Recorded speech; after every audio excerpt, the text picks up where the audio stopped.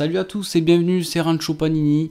Qui dit fête de fin d'année dit évidemment Maman j'ai raté l'avion. Aujourd'hui j'ai décidé de vous présenter l'album sur cette franchise qui est sorti en 92. Alors il faut savoir, pour ceux qui ne connaissent pas, qu'il y a eu un premier Home Alone, en anglais Home Alone, en français Maman j'ai raté l'avion, qui est sorti en 1990. Ensuite ils en ont sorti un deuxième qui est Maman j'ai encore raté l'avion, et qui était sorti en 92 comme cet album. Alors cet album a été distribué par Euroflash, ce n'est même pas Panini ou autre marque que vous pouvez connaître, ça c'était Euroflash à l'époque.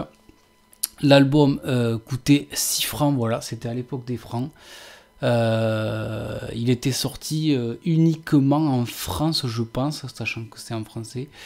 Voilà, Maman j'ai encore raté l'avion et je suis perdu dans New York. Album d'autocollant officiel du film.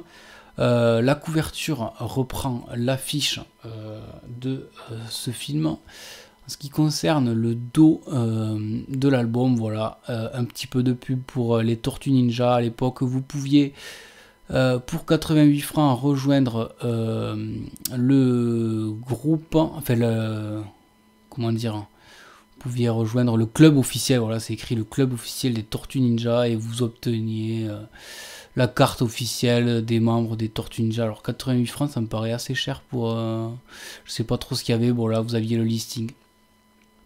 Voilà, on peut voir que c'était quand même il y a quelques années maintenant, il y a 30 ans, puisque regardez, on n'a même pas le 01 ou 03, 04 sur le numéro de téléphone. Alors pour ceux qui n'ont pas vu ces films, évidemment je vous conseille de les voir. C'est assez drôle, ça se regarde bien, ça se regarde, moi aujourd'hui je les regarde avec les enfants, avec mes enfants, je l'ai vu des tonnes de fois quand j'étais plus jeune, et maintenant je reprends plaisir à le regarder chaque année, que ce soit le 1, le 2, voire le 3, qui n'est plus avec l'acteur Macaulay Culkin, mais qui est quand même pas mal. Alors là, on est sur le deuxième film. Sachez que dans le premier film, Kevin McAllister, du coup, est oublié par ses parents qui partent faire Noël à Paris. Ils habitent à Chicago. Et évidemment, il y a deux bandits, Joe Pesci et je sais plus comment il s'appelle, lui, Stern, qui veulent cambrioler la maison des McAllister, et du coup Kevin va se défendre. Ça c'est pour le numéro 1. Et pour le numéro 2, alors c'est à peu près la même histoire. Alors l'album reprend évidemment tout le film. Kevin qui a été oublié 2 ans auparavant par ses parents. Là cette fois-ci ses parents partent à Miami, et au lieu de l'oublier à la maison, Kevin se trompe tout simplement d'avion et se retrouve à New York au lieu de se retrouver à Miami avec sa famille.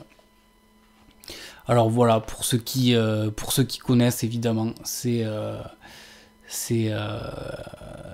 vignettes reprennent le film, et c'est assez drôle de voir des stickers sur ce film là. Alors voilà, au début du film il y a une petite chorale de fin d'année de Noël, où évidemment le frère de Kevin fait n'importe quoi, et ça part complètement en sucette. Le lendemain, tout le monde part à l'aéroport avec American Airlines pour embarquer à Miami, et puis évidemment Kevin va faire des siennes et va se retrouver à New York. Voilà, on le voit demander à l'hôtesse où c'est qu'on est. Alors vous avez des petits descriptifs sous chaque vignette pour vous remémorer les moments. Alors Kevin va se retrouver à New York. Du coup Kevin se retrouve à New York, mais pas les mains vides. Il a le sac de son père avec le portefeuille blindé, la carte bleue et tout ce qui bouge. Donc il peut du coup aller se payer des vacances tranquilles à l'hôtel Crowne Plaza. Voilà, vous voyez l'hôtel de New York, c'est un hôtel 4 ou 5 étoiles, je sais plus exactement. il se fait passer pour le fils de je sais plus quoi, d'un représentant, et du coup il prend une chambre comme ça tranquillement. Après il va évidemment se promener dans New York et il va rencontrer cette personne, et comme par hasard il va tomber sur Marvin et Harry qui du coup dans le 1 avait essayé de cambrioler sa maison. Et cette fois-ci, ils vont essayer de cambrioler, de braquer le fameux magasin de jouets de Duncan qui est à New York le soir de Noël, évidemment. Quelle riche idée, sauf qu'ils vont tomber sur Kevin et Kevin ne va pas les laisser faire, voilà. Alors c'est comme je disais, pour ceux qui ne l'ont pas vu, évidemment ça va pas trop vous parler. Mais pour ceux qui ont vu ce film, sachez que c'est un album à avoir, c'est un incontournable, ce film qui passe chaque année au moment de Noël. Cet album contient 150 stickers, ce qui se fait assez rapidement. Je pense que c'est quand même pas simple de le terminer ou de le trouver. Je pense que, enfin, comment dire, ça serait plus facile de le trouver déjà complet, je pense, que de l'acheter avec des vignettes manquantes et de le compléter vous-même. Je suis pas sûr qu'il y ait eu beaucoup de tirages et d'impressions de cet album-là. Alors voilà, on voit les bandits qui sont dans le magasin de jouets. Ensuite, évidemment, ils vont s'apercevoir à l'hôtel qu'il y a quelque chose qui cloche et que Kevin est tout seul et qu'il n'a pas d'enfant. Du coup, Kevin a un oncle qui habite à New York. Il décide d'aller se réfugier dans cette maison qui est en travaux. Et évidemment, les deux bandits veulent l'attraper. Et du coup, comme dans le 1, il va y avoir des pièges, une série de pièges sur Harry et Marvin. Ils vont en prendre plein la tête, évidemment. Voilà. Alors, je vais pas tout vous montrer toutes les vignettes une par une, mais bon, vous voyez bien que voilà, on voit tous les gags et ça rappelle de sacrés moments. Évidemment, si vous êtes fan de ce film, il faut avoir cet album dans votre collection.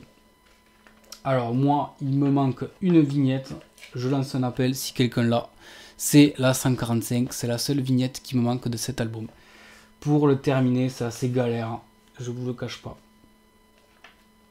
Voilà l'album que je souhaitais vous faire découvrir à l'approche de Noël. Évidemment, à la fin, tout le monde se retrouve à l'hôtel. Tout le monde est content. On voit les deux bandits qui évidemment se feront attraper. Voilà, écoutez, j'espère que cette petite vidéo avant Noël vous a plu. Je vous souhaite à tous de bonnes fêtes et on se retrouve évidemment en 2025. Merci à tous et à bientôt.